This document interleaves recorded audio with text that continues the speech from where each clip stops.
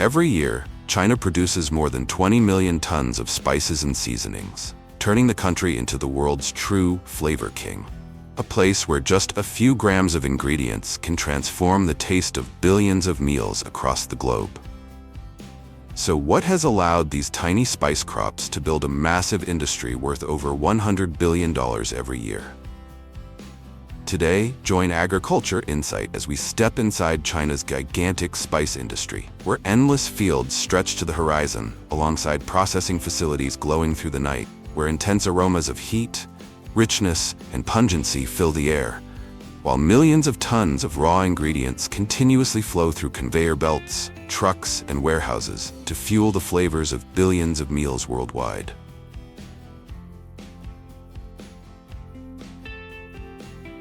At the first stop of our journey, we step into the Sichuan pepper capital of Sichuan province, a region that produces nearly 40% of China's Sichuan pepper output and generates billions of dollars in revenue every year.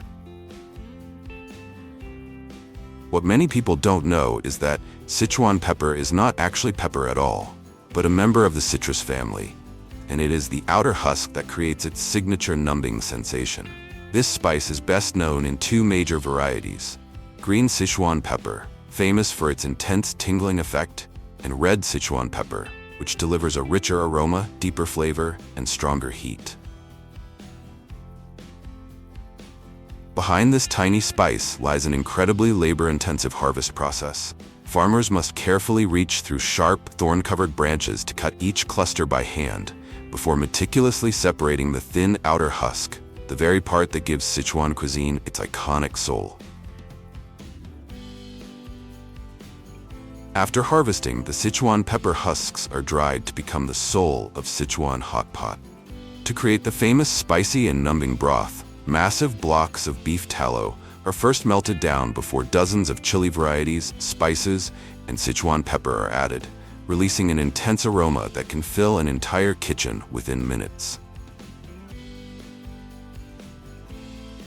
What makes this spice truly unique is not its heat, but the way it interacts directly with the nervous system.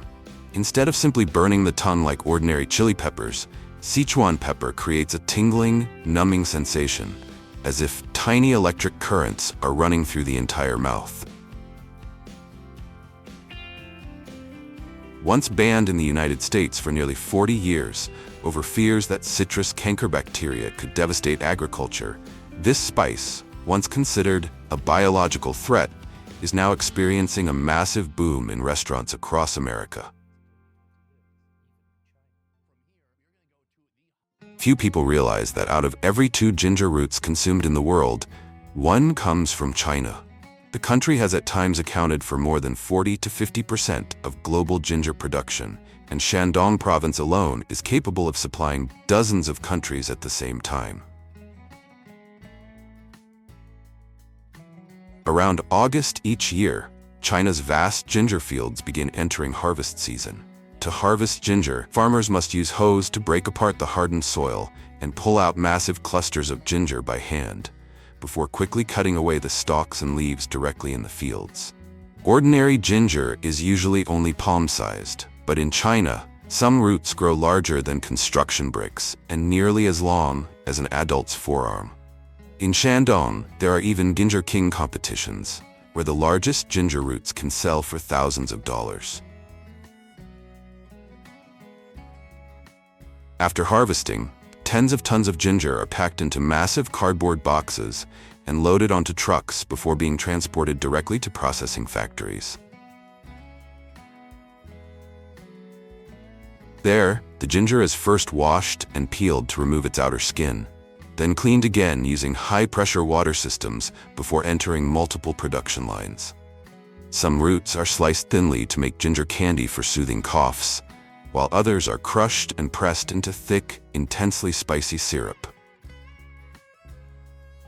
With its warm aroma, mild pungency, and deep-spreading heat, ginger has long become one of the world's most famous spices for warming the body, fighting off cold conditions, and stimulating blood circulation. The world consumes so much Chinese garlic that around 7 out of every 10 kitchens on the planet are believed to be using garlic grown in the massive fields of Shandong and Henan. To the rest of the world, garlic may simply be a common seasoning, but in China, it has become a white gold mine worth more than $20 billion every year. During harvest season, entire fields transform into enormous manual production lines as thousands of workers continuously bend close to the ground, grip the stalks tightly, and pull each garlic bulb from the hardened soil. After being harvested, the garlic is lightly shaken clean and laid out in long rows under the sun to dry. It is then trimmed, with roots and leaves removed, sorted by size, packed into massive sacks, and loaded onto trucks bound for processing factories. Here, the garlic is continuously shaken to remove dirt, dried roots, and its thin outer skin. Powerful streams of air blow away the lightweight peel, while the cleaner garlic cloves continue through screening systems that remove damaged bulbs and impurities before workers carry out a final inspection. From there, the highest quality garlic is either dried or packaged as whole cloves for export. The remaining portion moves directly into the production line for China's famous sweet and sour pickled garlic.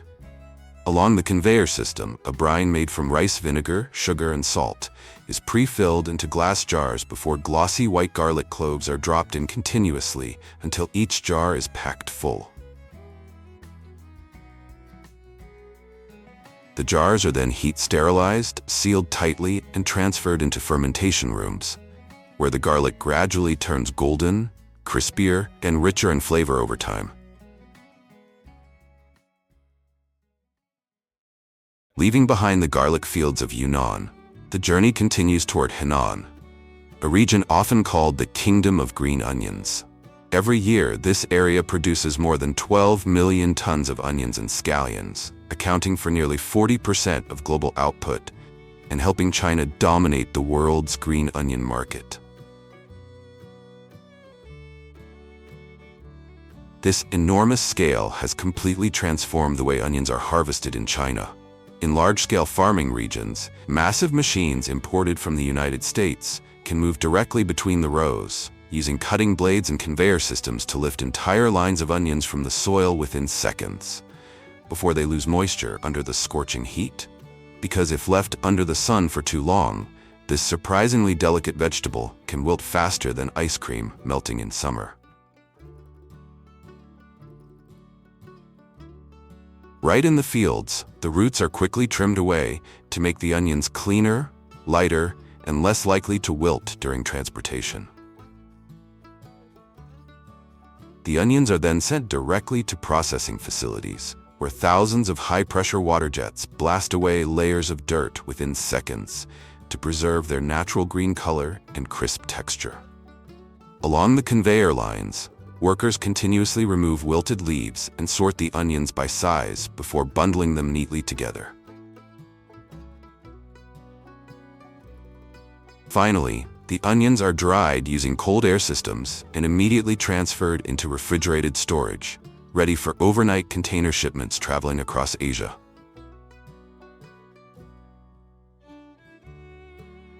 As one of the very few vegetables in the world that can completely divide opinions, cilantro is loved by some for its distinctive aroma, while others passionately hate it because it reminds them of soap or even stink bugs. Yet despite all the controversy, millions of bundles of cilantro are still harvested every day from the seemingly endless green fields of Shandong. In China, cilantro is generally harvested in two ways: hand-harvested for the premium fresh vegetable market, or mechanically harvested on a massive scale to supply the seasoning and processed food industries. With manual harvesting, farmers must use small sickles to cut cilantro close to the roots in carefully gathered handfuls, because the stems are extremely delicate and the thin leaves can bruise or collapse after just a few strong squeezes. If handled too roughly, the aldehyde compounds inside are released intensely, causing the signature aroma to become overpoweringly sharp almost instantly. After harvesting, the bundles that retain the freshest green color and most stable aroma are quickly transported to processing facilities, where they are washed, trimmed, and packaged within just a few hours of leaving the fields. Meanwhile, in large-scale production fields, cilantro is harvested using specialized machines equipped with thin, high-speed rotating blades, fast enough to cut close to the roots while minimizing damage to the delicate leaves above. The harvested cilantro is then transferred directly onto conveyor systems for washing, dried with hot air, and ground into a fine green powder that releases a sharp, fragrant aroma almost instantly when opened. Today, this flavor has become a familiar seasoning base in many food products, exported to Europe, the United States, and the Middle East. Ranking among the world's most astonishing spicy food cultures, chili peppers in China have not only built an industry worth more than $100 billion annually, but have also become deeply woven into everyday life, appearing in meals, street markets, and countless pots of fiery red-hot pot, serving as the flame of flavor for billions of people. When harvest season begins, farmers do not pull chili peppers off the plants in bulk. Instead, they carefully select only evenly ripened red peppers, with tight skin and no cracks. Holding the stem gently, they twist each pepper at a slight angle before separating it from the branch, helping preserve the pepper's shape, prevent skin damage, and maintain its vibrant color before drying or processing. After leaving the fields, the chili peppers are not sent directly into grinding machines. Instead, they are first spread out in thin layers under the sun, so moisture can slowly evaporate. Once the skin turns a deeper shade of red and the spicy aroma becomes more concentrated, the peppers are gathered, loaded up, and transported straight to processing factories. At the factories, the chilies are poured into massive feeding hoppers and pass through vibrating screens and powerful air systems to remove dust, stems, sand, and remaining impurities before the entire batch enters sealed grinding systems. Inside the grinding chambers, the skin, seeds, and flesh of the peppers are rapidly broken down by high-speed rollers, while temperatures are carefully controlled to prevent color loss and the evaporation of spicy essential oils. Within just minutes, tons of red chilies are transformed into fine, evenly textured powder with an intense aroma. Beyond chili powder, China also produces massive amounts of chili oil by combining coarsely ground dried chilies with hot oil and various spices, creating the signature foundation of Chongqing hot pot, spicy Sichuan noodles, and countless Chinese dishes. At the final stop of our journey, we arrive at the sesame fields of Henan, the birthplace of the famous sesame oil industry that generates more than $12 billion for China each year. Across China's vast sesame fields, harvesting is now carried out using specialized combine harvesters capable of cutting the stalks, shaking loose the seeds, and collecting them directly into storage tanks in a single pass. This is especially critical because once sesame reaches full maturity, a strong gust of wind or an unexpected rainstorm can cause millions of dry seeds to fall to the ground within just hours.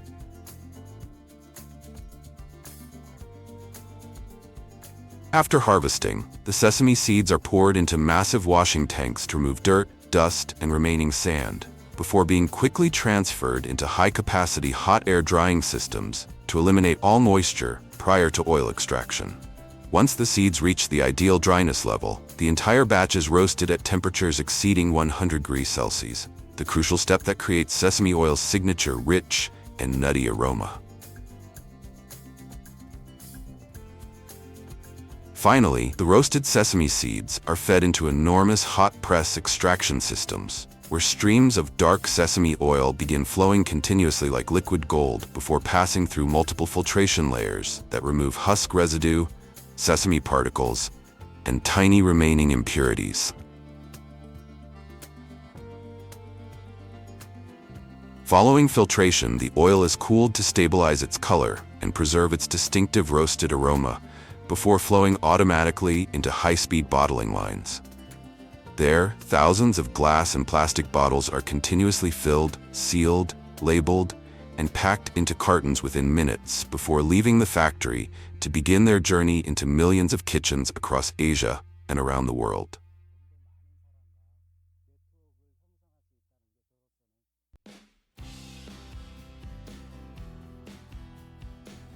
During the Middle Ages, just 1 kilogram of pepper could be enough to trade for a cow. It once functioned as a form of currency in Europe, even used to pay taxes. And today, more than 500,000 tons of black pepper continue to move across the globe each year, powerful enough to shape the map of global trade. Pepper is not grown from seeds, but starts with healthy vine cuttings taken from a mature mother plant, typically 25 to 35 centimeters long and carrying 2 to 3 nodes. These cuttings are selected from plants over 3 years old, then planted in moist, organic, rich soil with humidity maintained at around 85%. After a few weeks, the dormant nodes begin to develop young roots and gradually establish themselves. Each seedling bag is then moved into a greenhouse, where temperature, humidity, and light are controlled with near-hourly precision, allowing the plants to adapt and grow uniformly before being exposed to outdoor conditions. Once the vines are strong enough, they are transplanted beside living supports or concrete poles about 3 to 4 meters tall. From here, the pepper vines begin climbing, forming dense green columns that can produce stable yields after 2 to 3 years and continue bearing for the next 15 to 20 years.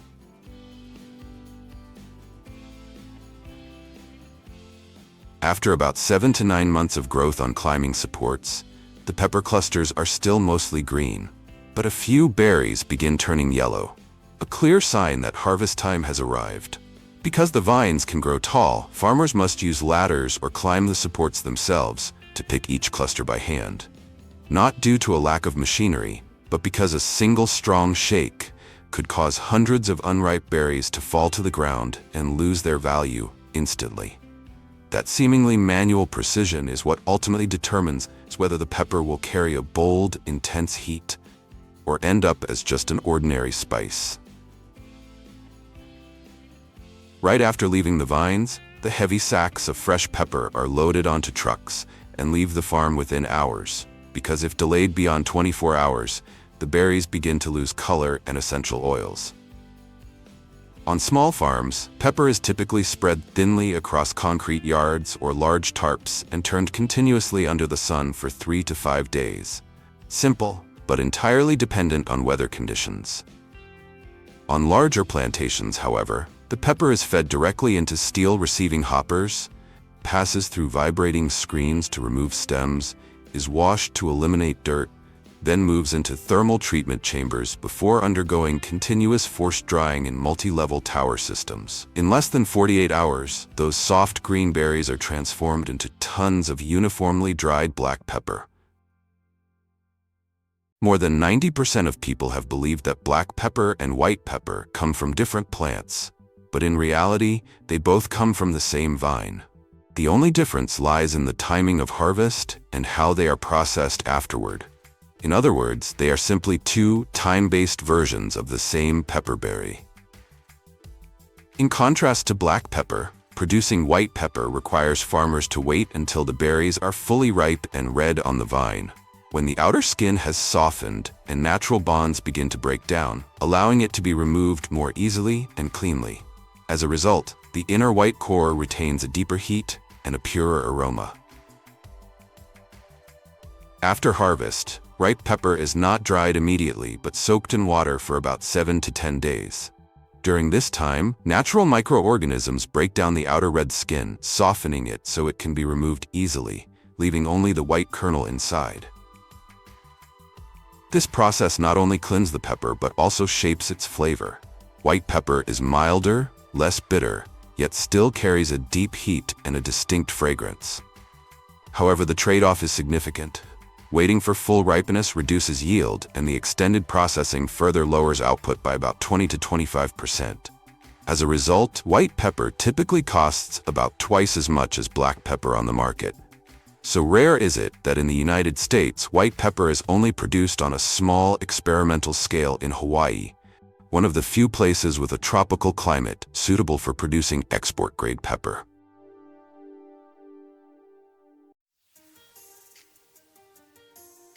As one of the 3 most expensive spices in the world, ranking just behind saffron and vanilla, cardamom has captivated global cuisine with its cooling taste and refined aroma, earning the title Queen of Spices. Unlike most spice crops, cardamom grows under the shaded canopy of humid tropical forests, more like a semi-wild plant than a typical farm crop. Once mature, these low-growing bushes can produce aromatic pods continuously for up to 15 years. After 3 to 5 years, the first pods appear near ground level and are harvested entirely by hand using small knives or scissors. A single rough pull can split the pods and cause seed loss, instantly reducing their value. Green pods are usually picked early to preserve their bright color and export quality aroma, while fully ripe red pods are far rarer, often reserved for propagation or specialty uses, as overripe pods can crack open and lose seeds within days. Once harvested, the pods must reach processing facilities within 12 to 24 hours. Any delay leads to rapid loss of essential oils and color. Instead of sun-drying, they are dried in temperature-controlled chambers to maintain quality. After drying, the pods are cleaned and graded by size, weight, and color. Only about 15 to 20% meet premium standards, while the rest are used for lower-grade processing or domestic markets.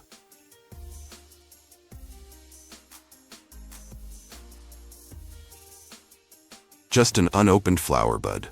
Yet in the 16th century, cloves became one of the most powerful spices on earth, driving empires like Portugal and Spain to cross half the globe in a race for control.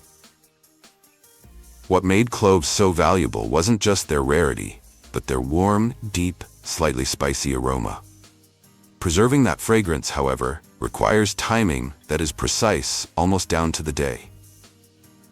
Each harvest season, workers climb clove trees towering 10 to 15 meters high, securing ladders with ropes before hand-picking clusters of tiny buds within a narrow window of about 1 week. Harvest too early, and the essential oils haven't fully developed, resulting in a weaker aroma. Harvest too late, and once the buds begin to bloom, their commercial value drops sharply. Every movement must be exact, because breaking even a single branch can reduce yields for the next 2 to 3 years. After harvesting, the buds are separated from their stems, leaves are removed, and only the rounded heads, richest in essential oils, are kept.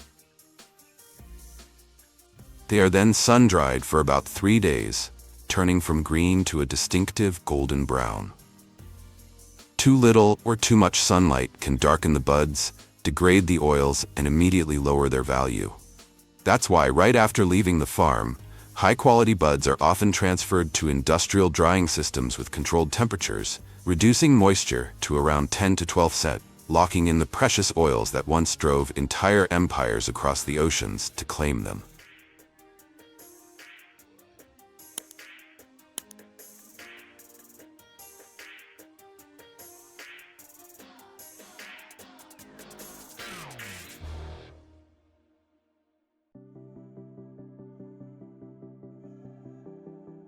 And now we arrive at the king of spices, and also the most expensive spice in the world today, saffron, a national treasure of Iran.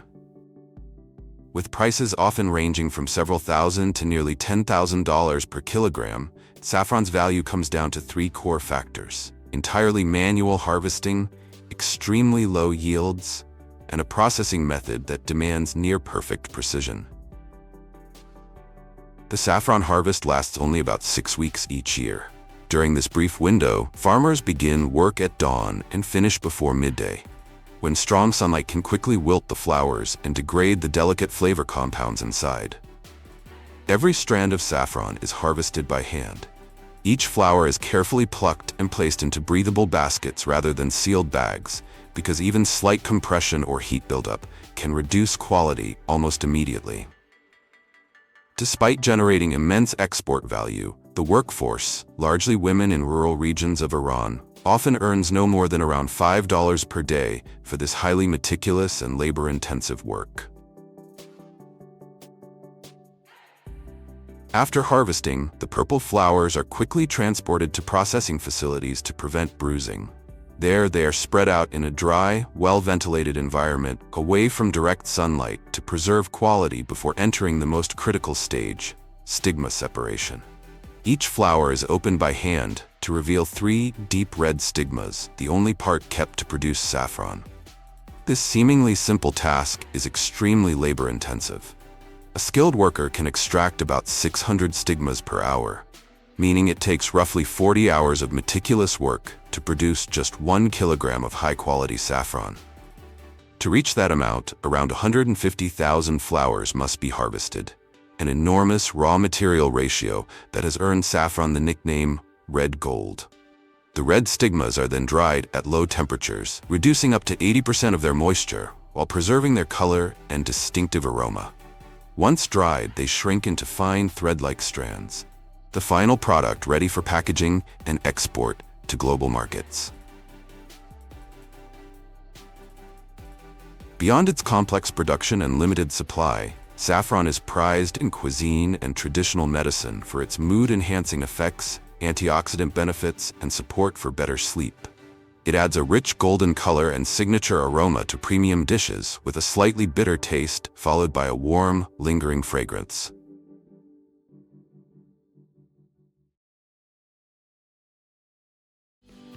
Our first stop brings us to Bohol Island, a land of heritage coconut groves and some of the saltiest tidal waters in the Philippines. Here, Asintibuyok, one of the rarest salts on Earth, stands on the brink of extinction, with fewer than 5 families still preserving its traditional, closely guarded craft. The process begins with the careful selection of fully matured coconuts. The first step is husking, during which skilled artisans remove the shell and flesh, preserving only the thick, fibrous husk, the sole material whose capillary structure is perfectly suited to absorbing and retaining salt crystals. These husks are then densely packed into coastal marsh pits known as bonbon, where they are submerged in seawater for 3 to 6 months. Guided by the rhythm of the tides, the coconut fibers act as both a natural filter and reservoir, quietly drawing salt and oceanic minerals deep into every strand.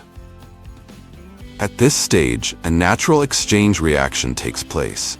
The interaction between tannins in the coconut husk and trace minerals from the seawater gradually turns the fibers a distinctive black, clear evidence that the husks are fully mineralized. This transformation signals the artisans that the husks are ready to be retrieved and dried under the intense tropical sun.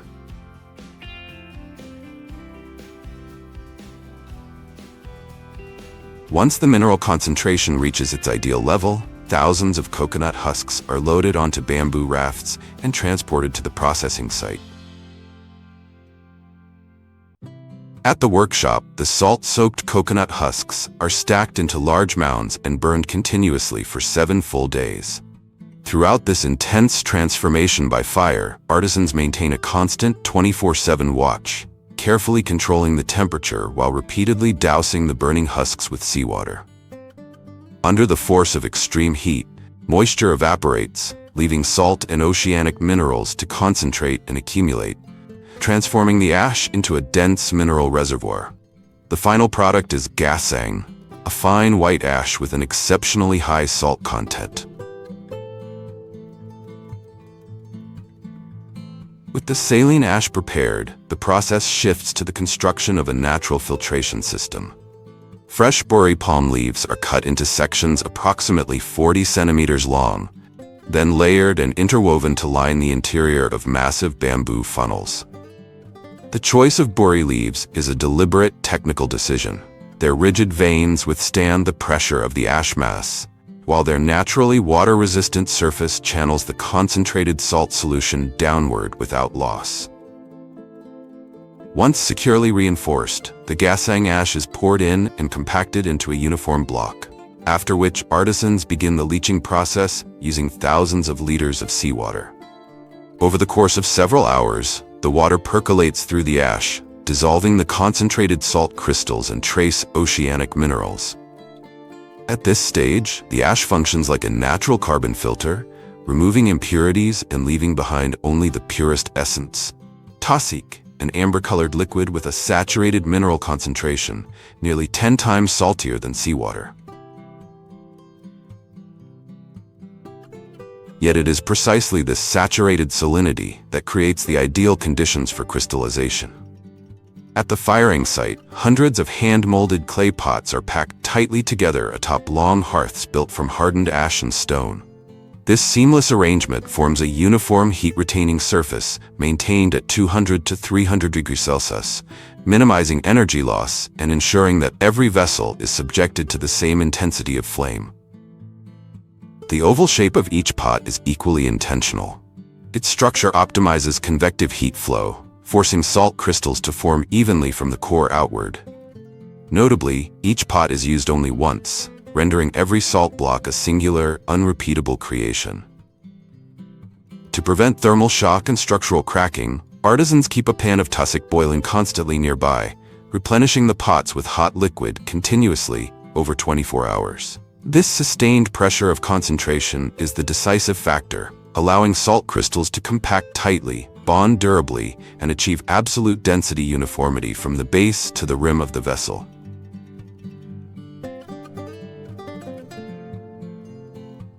After roughly a full day and night, when thermal cracks begin to run along the body of the clay pots, a clear sign that the salt blocks have fully matured and all residual moisture has escaped, the kiln is finally allowed to go dark. Cooling then occurs naturally, enabling the salt to stabilize its structure and compact further from within. The result is Asine Tibuok in its finished form. Stone-hard, uniquely oval blocks with a sharp, assertive salinity, a gentle smoky finish, and faint fruity notes drawn from the coconut husk.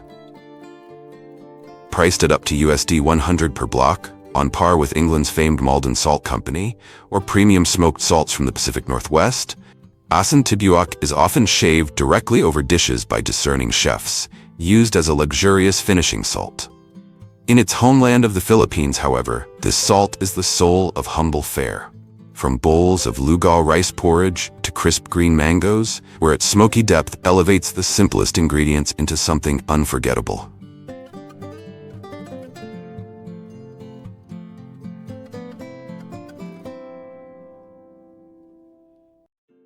Leaving Southeast Asia behind, the journey continues with kala namak, a salt that also forms into rounded but rugged blocks, marked by a deep reddish-black hue and a distinctive sulfur aroma reminiscent of boiled eggs. Its salinity is dry, sharp, and intensely mineral, leaving a bold, lingering finish rarely found in other salts. Originating in northern India at the foothills of the Himalaya, kala namak is produced from pristine rock salt deposits dating back 800 million years, transformed through a deliberate process of firing and chemical conversion. The process begins with the preparation of cylindrical kilns, solidly constructed from refractory bricks and clay. The fuel used is a distinctive blend of charcoal, tree bark, and dried cow dung. This combination is chosen not merely for its heat output, but to establish a reducing environment within the kiln. Such conditions are essential for chemical reactions to proceed in isolation from external oxidation, laying a stable foundation for the transformation of the salt's physical and chemical properties. Himalayan rock salt is first crushed into smaller pieces before being loaded into earthenware pots and tightly sealed with clay lids. The kiln is then fired continuously for approximately 24 hours, allowing temperatures to rise beyond 800 degrees Celsius. At this extreme threshold, the salt does more than heat up. It fully melts into a liquid state. This molten phase is the key mechanism of the process, enabling trace minerals to reorganize their structure and creating the conditions for thorough chemical interactions with organic additives introduced at later stages.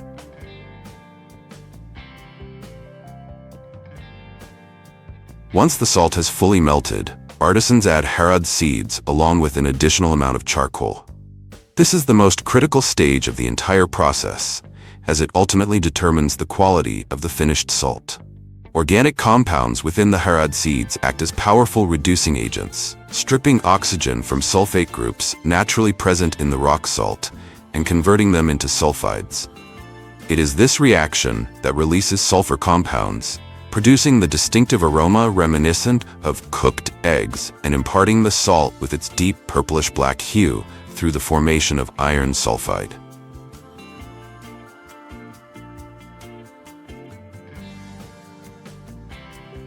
Once the firing cycle is complete, the kiln is not rapidly cooled. Instead, it is left to cool naturally over 2 to 3 days. This slow cooling process allows the salt crystals to recrystallize into a tightly compacted mass, achieving a hardness comparable to that of gemstones. When the clay pots are finally broken open, the salt emerges with its signature deep purplish-black color. Yet a fascinating paradox occurs.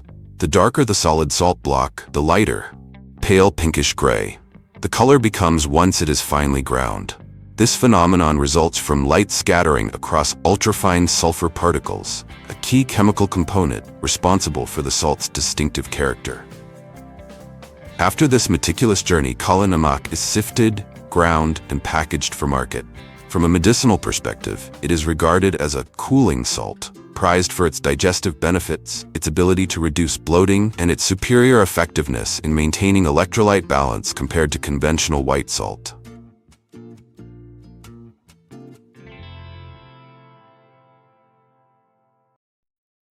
Since ancient times, humans have used bamboo as a vessel for storing food, but only in Korea has this plant been elevated into a biological furnace, giving rise to one of the most expensive salts on Earth, 9 times fired purple bamboo salt. The journey begins with the careful selection of moso bamboo, aged 3 to 5 years, the stage at which bamboo sap contains its highest concentration of silicon and trace minerals.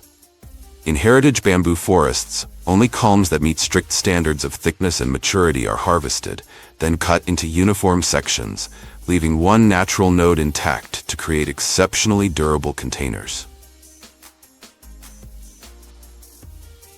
Inside the workshops, artisans hand-pack pure sea salt into each bamboo tube. To achieve the required density, the salt is compressed under intense pressure to eliminate all air pockets, a critical technique that ensures full contact between the salt crystals and the bamboo walls, while preventing internal air expansion that could cause the tubes to rupture during firing. The decisive step in this stage is sealing the open end with mineral-rich yellow clay. Technically, this clay acts as a pressure lock. It prevents the salt from escaping while forcing the bamboo's valuable sap to be driven back into the salt core under the force of the kiln, allowing the bamboo's minerals to fully permeate the salt.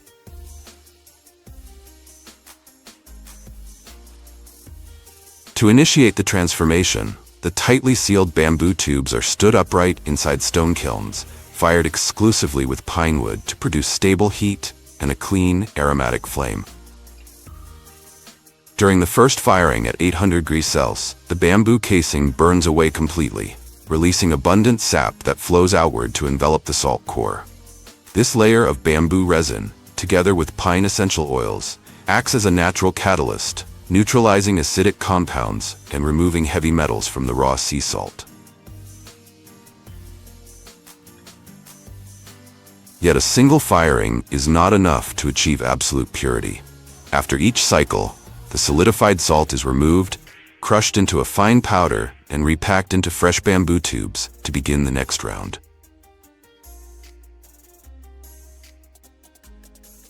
This process continues for more than 30 days, culminating in the 9th firing, when temperatures are driven to extreme levels exceeding 1,300 degrees Celsius.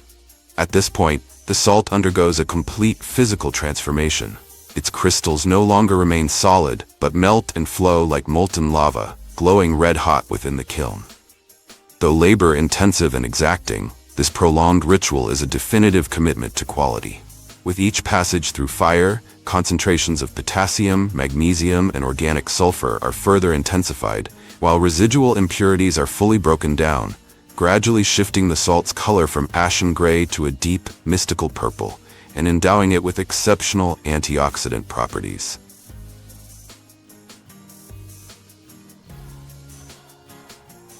To recover the finished product, artisans must use specialized steel rods to guide the thick, molten salt out of the kiln before it has a chance to solidify. As it cools, this molten mass recrystallizes into amber-hard slabs of salt, marked by their signature deep purple hue. What follows is a rigorous process of selection. Each slab is broken apart by hand to remove all traces of ash and residue, preserving only the purest inner core. The final salt delivers a profound salinity, followed by an unmistakable finish of pinewood smoke. On average, producing just 1 kilogram of purple bamboo salt requires the consumption of tens of kilograms of raw salt and several tons of pinewood, burned continuously over many days. This extreme expenditure of materials combined with intense thermal pressure fundamentally alters the salt's mineral structure, elevating it far beyond the role of a simple seasoning. Instead, bamboo salt becomes a therapeutic mineral substance, prized for its alkalinity and powerful detoxifying properties. This is why it holds a central place in deep cleansing and holistic wellness regimens, an achievement that ordinary sea salt can rarely attain.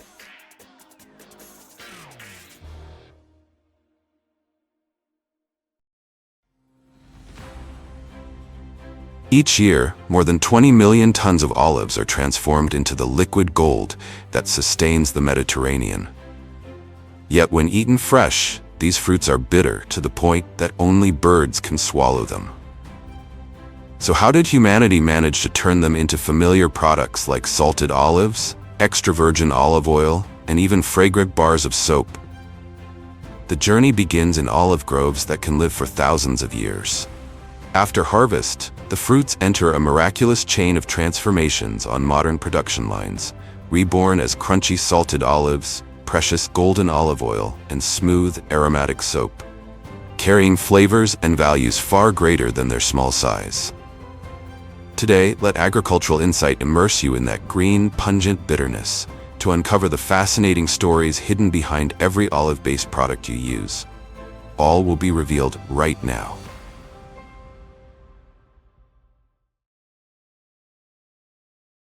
Have you ever noticed that the United Nations logo is encircled by 2 olive branches, a timeless symbol of peace and hope? Yet beyond that sacred meaning, on the global marketplace, olives ignite a fierce competition worth as much as $14 billion. Spain dominates production like a giant, while Italy, Greece, Turkey, and even North Africa strive to carve out their own marks, from specialty varieties and processing techniques to bold export strategies.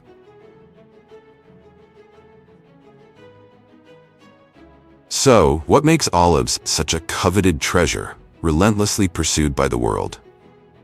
What sets them apart from so many other fruits lies in their wealth of heart-protective healthy fats, combined with vitamin E's powerful antioxidant effects, and a range of minerals that fight inflammation and slow down aging. But the price of producing this high-quality nutrition is far from small. To make just 1 liter of olive oil requires up to 4,000 liters of water, a water footprint equivalent to brewing 20,000 cups of coffee. And to truly grasp this paradoxical journey, let us follow from the silvery groves to the harvest itself, where the secrets of olives first begin to unfold. To turn olives into oil, the first step is crushing. Inside a sealed chamber, a rotating shaft with steel hammers smashes the flesh, skin, and pits. If the pits crack just right, they add flavor and texture. Too much, and the oil turns harshly bitter. In just half an hour, 5 tons of olives become a thick paste, a blend of oil, water, and solids. But this paste can't be pressed yet. It must go through malaxation, a slow mixing process lasting 20 to 40 minutes at a warm temperature. This allows tiny droplets of oil to merge into larger ones, ready for separation, while natural enzymes weave notes of grass, apple, pepper, and almond. Many describe this as the olive's meditative state before they transform in the next stage of extraction.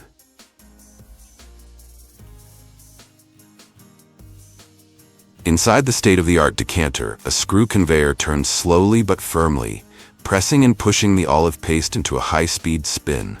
Thanks to centrifugal force, the oil, being lighter, separates completely from the water and solid pulp. From here, the first streams of raw olive oil begin to flow. But don't mistake it for shimmering golden right away. Freshly extracted, the oil is often emerald green, slightly cloudy, and only later turns clear and golden after filtering. At this stage, some producers filter further to remove fine particles, achieving a crystal clear hue. Others prefer to leave a touch of rustic character for a richer flavor. Either way, the end result is the same: luscious drops of liquid essence, the distilled reward of a painstaking journey.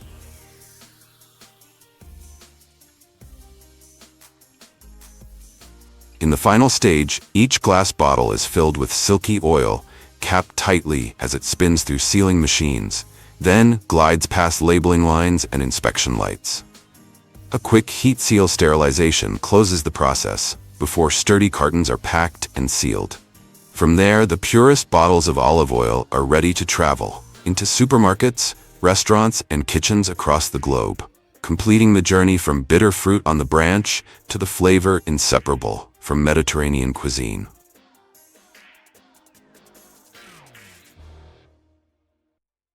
But not every olive ends up that way. Guess what happens if the paste, instead of going to oil extraction, is cooked with caustic soda and water? This is the crucial difference between making oil and making soap.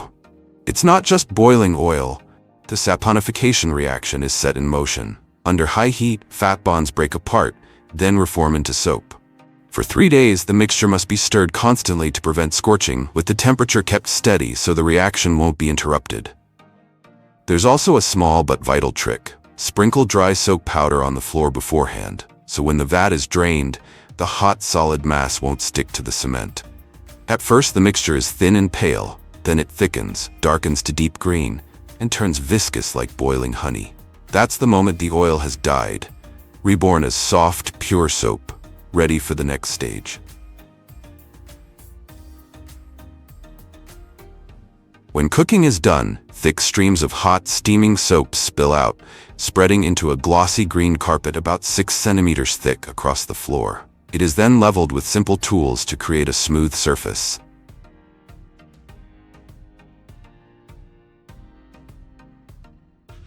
The task may look easy, but it's not. Too much force and the soap shifts, too little and the surface ripples. Only experienced hands can find the just right balance.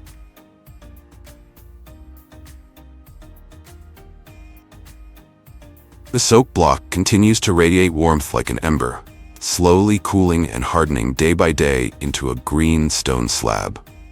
Temperature and humidity in the workshop must be perfectly balanced, or the whole batch risks cracking or turning sticky.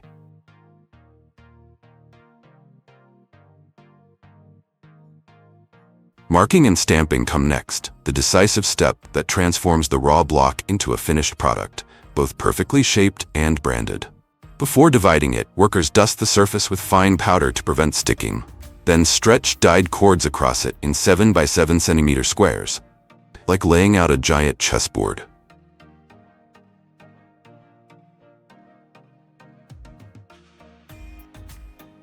Once the grid is set, cutting begins, the final step that turns the massive slab into neat little bars ready for use. Workers operate a rake-like cutting frame, long and heavy, strung with taut wires. They don't just use their arms, they lean in with their whole bodies, pressing down to slice through the dense 6 centimeter thick soap. Each pull marks a sharp boundary, splitting the broad slab into even rows of perfect squares. And from there, each rustic block of soap takes on the form of a finished product. After cutting and stamping, the soap bars can't be packed right away. They must go through a long resting stage. Workers stack them into hollow towers, layer upon layer, so the air can circulate evenly.